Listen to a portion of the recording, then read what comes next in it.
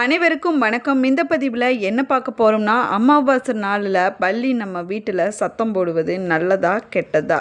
அமாவாசை நாளில் பல்லி எந்த திசையில் சத்தம் போட்டால் என்ன மாதிரியான பலன்கள் கிடைக்கப் போகிறது என்பதை பற்றிய சுவாரஸ்யமான தகவல்களை தெரிஞ்சுக்கலாம். வீடியோவை ஸ்கிப் பண்ணாமல் முழுசாக பாருங்கள். சேனலை சப்ஸ்கிரைப் பண்ணலன்னா சப்ஸ்கிரைப் பண்ணிக்கோங்க. கூடவே இருக்கிற பெல் ஐக்கானையும் கிளிக் பண்ணிக்கோங்க.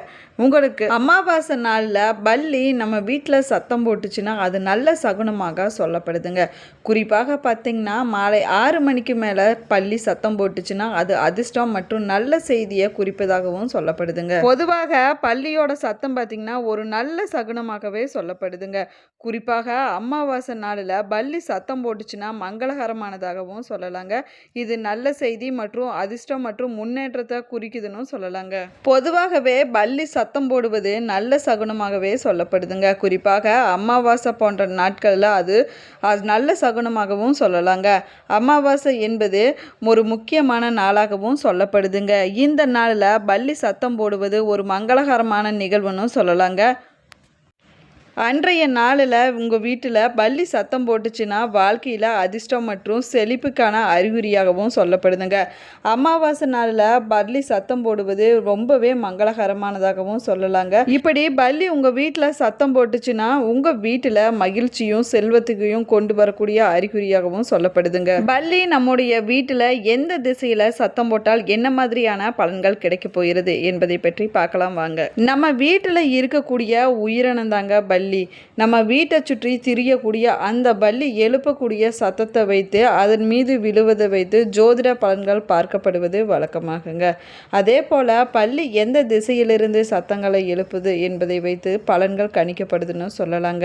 அக்கினி மூலையான வீட்டின் தென்கிழக்கு திசையில் பல்லி சத்தம் எழுப்புச்சுன்னா வீட்டில் ஏதேனும் ஒரு கலவரம் வரப்போகுது என்று அர்த்தமாகுமாங்க. அது மட்டும் இல்லாமல் ஒரு வாரத்திற்கு அந்த வீட்டில் ஏதேனும் ஒரு கெட்ட செய்தி வரக்கூடுன்னு அர்த்தமாகுமாங்க. தென்கிழக்கு திசையில பல்லி சத்தம் போடுவது அபசகுணமாகவும் சொல்லப்படுதுங்க. நம்முடைய வீட்டின் குபேர மூலையான தென்மேற்கு திசையிலிருந்து பல்லி சத்தம் போட்டுச்சுன்னா ஜனன பந்தங்கள் உருவாகுவதற்கான வாய்ப்புகளும் இருக்குதுங்க. அதாவது உங்களுடைய உறவினர்கள், உற்றார் உறவினர்கள் அல்லது நண்பர்களுடைய வருகை ஏற்படணும் சொல்லலாங்க. அதனால நன்மைகள் ஏற்படணும் அர்த்தமாகுமாங்க. இந்த திசையில பல்லி சத்தம் போடுவது சுபமாக சொல்லப்படுதுங்க. அதே போல் வீட்டின் கிழக்கு திசையிலிருந்து பல்லி சத்தம் போடுவது நல்ல சகுனம் இல்லைங்க. கிழக்கு திசையிலிருந்து பல்லி சத்தம் போடுவது ராகு கிரகத்தின் சாரம். அதனால் நம்ம மனதில் ஒரு வித பயம் ஏற்படணும்னு சொல்லலாங்க.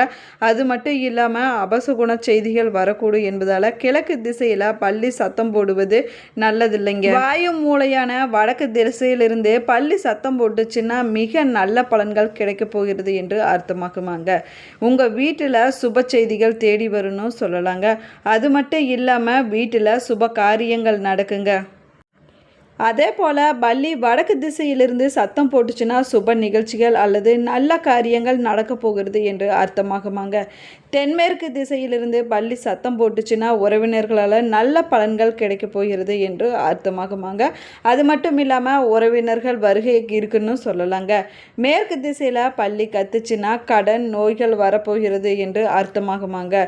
சில சமயங்களில் பார்த்தீங்கன்னா இப்படி பல்லி மேற்கு திசையில் சத்தம் போடுவது சில சமயங்களை நம்முடைய வீட்டில் சண்டை ஏற்படுவதற்கான அறிகுறியாகவும் சொல்லப்படுதுங்க. அதே போல வடகிழக்கு திசையில் பல்லி சத்தம் போட்டுச்சுன்னா பகை வரப்போகுது என்று அர்த்தமாகுமாங்க. சில சமயத்தில் பார்த்தீங்கன்னா இது லாபத்தையும் கொடுக்கணும்னு சொல்லலாங்க. நம்முடைய வீட்டு சுவற்றில் பார்த்தீங்கன்னா எங்கேயோ ஒரு ஓரத்தில் இருக்கக்கூடிய பல்லியை நம்ம பெருசாகவே கவனிக்க மாட்டாங்க. ஒரு சிலர் பார்த்தீங்கன்னா பல்லியை பார்த்தாலே அலர்ஜியாக ஃபீல் பண்ணுவாங்க, அருவருப்பாக இருக்குதுன்னு சொல்லுவாங்க, விரட்ட முயற்சி செய்வாங்க. இதுக்கு காரணம் என்னன்னு பார்த்தீங்கன்னா எங்கிருந்து பல்லி மேலே விழுந்து விட்டால் என்ன ஆகிவிடுமோ என்ற பயம் அவங்களுக்குள்ள இருக்குங்க. அப்படி பல்லி நம்ம மேலே விழுந்துச்சுன்னா என்ன நடக்கும் என்பது ஆண்களுக்கு மற்றும் பெண்களுக்கு வேறுபடுங்க. சரி, பல்லி விழுந்தால் உடனே செய்ய வேண்டியது என்ன பரிகாரம் செய்ய வேணும் என்பதை பற்றி பார்க்கலாம் வாங்க. இதில் கௌளி சாஸ்திரம் என்பது பல்லி விழுவதை பற்றி, அதனால் ஏற்படக்கூடிய பலன்கள் மற்றும் பல்லி சத்தம் போடக்கூடிய திசை என்பதை பற்றி எல்லாம் விவரமாக சொல்லப்பட்டிருக்குதுங்க. இந்து பாரம்பரியங்களில் படி பல்லி ஒரு சில இடத்துல விழுந்துச்சுன்னா அதிர்ஷ்டமாக கூறப்படுதுங்க. அது மட்டும் இல்லாமல் பல்லி விழும் பலன்கள் ஆண்கள் மற்றும் பெண்களுக்கு வேறுபடுன்னு சொல்லலாங்க. பல்லி பெண்கள் மீது விழும்போது பார்த்திங்கன்னா இடது பக்கத்தில் அல்லது இடது பக்கத்தில் பல்லி விழுவது நல்ல பலன்களை குறிக்குங்க.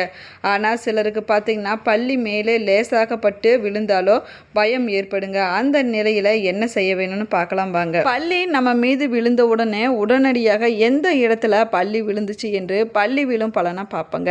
பல்லி உங்கள் உடல் மேலே விழுந்துச்சுனாவோ இல்லைன்னா சருமத்து மேலே அல்லது முடியின் மேலே விழுந்துச்சுனாவோ குளிக்க முடியும்னா உடனடியாக குளிச்சு விடுங்க.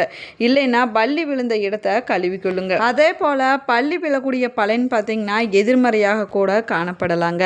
பதற்றப்படாமல் வீட்டில் விளக்கேற்றி பெருமாள் அல்லது மகாலட்சுமியை வழிபாடு செய்வது சிறப்பான பலன்களை கொடுக்குன்னு சொல்லலாங்க. பல்லி விழும் பலன் பார்த்திங்கன்னா உங்களுக்கு சங்கடத்தை உண்டாக்கினாலும் கூட பக்கத்தில் இருக்கக்கூடிய பெருமாள் கோவிலுக்கு சென்று துளசி மாலை சாற்றி தீப வழிபாடு செய்வது சிறப்பான பலன்களை கொடுக்குங்க. பல்லி விழும் பலன் பார்த்திங்கன்னா எதிர்மறையாக இருந்தாலும் சரிங்க, சாதகமாக இருந்தாலும் சரிங்க, உங்களுக்காக இறைவன் காட்டக்கூடிய அறிகுறியாகவும் சொல்லப்படுதுங்க. எனவே தாங்க அதற்கு ஏற்றபடி நீங்கள் உங்களை தயார்படுத்தி கொள்ள வேணுங்க. பல்லி விழக்கூடிய பலன் பற்றி நீங்கள் கவலைப்பட தேவையில்லைங்க. காஞ்சிபுரம் செல்ல முடிஞ்சதுன்னா அங்கே இருக்கக்கூடிய வரதராஜ பெருமாள் கோவிலுக்கு போய் தங்க பள்ளியை தரிசனம் செஞ்சுட்டு வந்தீங்கன்னா பல்லியால் ஏற்படக்கூடிய தோஷம் அனைத்துமே விலகிவிடுன்னு சொல்லலாங்க. அது மட்டும் இல்லாமல் பெருமாள் கோவிலில் குறிப்பாக ஸ்ரீரங்கம் ரங்கநாதர் கோவில், காஞ்சிபுரம் வரதராஜ பெருமாள் கோவில் மற்றும் திருப்பதி ஆகிய கோவில்களில் பல்லி உருவத்தை தொட்டு வணங்குவது மிக முக்கியமான வழிபாடாகவும் சொல்லப்படுதுங்க. இதன் மூலமாக எல்லா தோஷங்களும் நீங்கி விடுவதாக சொல்லலாங்க. பல்லி சொல்லக்கூடிய பலன் என்பது பார்த்திங்கன்னா ஒருத்தருடைய வீட்டில் பல்லி சத்தம் போடும் திசையை பொறுத்து இருக்குதுங்க. அது நல்லதா இல்லைன்னா கெட்டதா என்று சொல்லுவாங்க. பொதுவாக பல்லி கத்துவதை வைத்து நல்ல பலன்கள் கிடைக்குமா கெட்ட பலன் கிடைக்குமான்னு தெரிஞ்சு கொள்ளலாங்க. சில சமயங்களில் கெட்ட பலனும் சொல்லப்படுதுங்க. ஒரு சிலர் பார்த்திங்கன்னா பல்லி சத்தம் போடுவதை வைத்த வீட்டில் நடக்க போவதற்கு நல்லதா கெட்டதான்னு கணிச்சு சொல்லுவாங்க. நம்முடைய உடல்ல பல்லி விழுந்துச்சுன்னா தீய பலன்களை ஏற்படுத்துங்க. பல்லி நம்முடைய உடல்ல விழுந்துச்சுன்னா நல்லதோ கெட்டதோ எதுவாக இருந்தாலும் சரிங்க, பல்லி விழுந்தா பலனை 7 நாட்கள் மட்டுமே இருக்கணும்னு சொல்லப்படுது. பல்லி விழும் சாஸ்திரங்கள் சொல்லக்கூடிய பலன்களை அடிப்படையில் பார்த்தோம்னா தலை, மூக்கு, புருவ மத்தியில், வாய், மேல் உதடு, கை, வலது மணிக்கட்டு, இடது கைவிரல், இடது விலா எலும்பு, முதுகு, மார்பு, தொடை, கால் விரல், நகங்கள், பாதம் போன்ற பாகங்களில் பல்லி விழுந்துச்சுன்னா அது அபசகுணமாகவே சொல்லப்படுதுங்க. இவற்றில் விழுந்துச்சுன்னா தீய பலன்களை ஏற்படுத்தணும் சொல்லலாங்க. தோஷம் அல்லது தீய பலன்களை தரக்கூடிய உடல் பாகங்களில் பல்லி விழுந்துச்சுன்னா நீங்கள் உடனடியாக தலைக்கு குளித்து விட வேணுங்க. அதற்கு பிறகு பார்த்தீங்கன்னா உங்களுடைய இஷ்ட தெய்வத்தை நீங்கள் மனதார வழிபட வேணுங்க.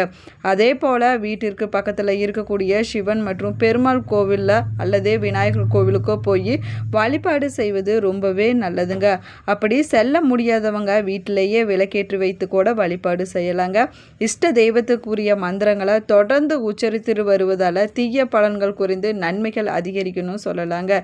இதை நீங்கள் தொடர்ந்து செஞ்சுட்டு வரலாங்க. இது 7 நாட்களுக்கு மட்டுமே இந்த பலன்கள் இருக்குன்னு சொல்லலாங்க. சாஸ்திர முறைப்படி மட்டும் இல்லாமல் ஆன்மீக ரீதியாகவும் நம்ம செய்யக்கூடிய வழிபாட்டில் பல்லிக்கு முக்கியத்துவம் கொடுக்கப்படுதுங்க. நம்ம இறைவனிடம் முக்கியமான விஷயங்களை வேண்டும் போது பல்லி சத்தம் போட்டுச்சுன்னா நம்முடைய வேண்டுதல்கள் நிச்சயமாக நிறைவேறணும் அர்த்தமாக்குமாங்க.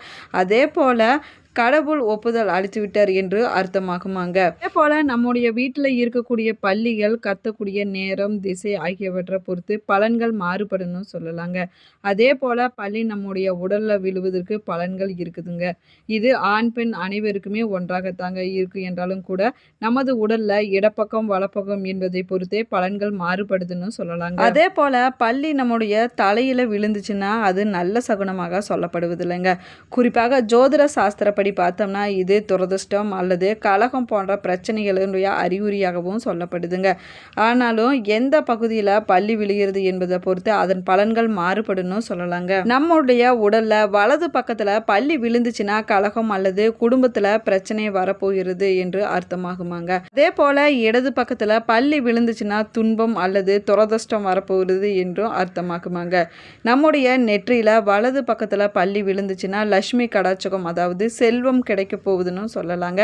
இடது பக்கம் விழுந்துச்சுன்னா கீர்த்தி கிடைக்கணும்னு சொல்லலாங்க. நம்முடைய தலைமுடியில் பல்லி விழுந்துச்சுன்னா, முடியில் பட்டு விழுந்துச்சுன்னா அது ஒரு நல்ல அறிகுறியாகவும் சொல்லப்படுதுங்க. அதாவது ஏதாவது ஒரு வகையில் நன்மை நமக்கு கிடைக்க போகிறது என்று அர்த்தமாகுமாங்க.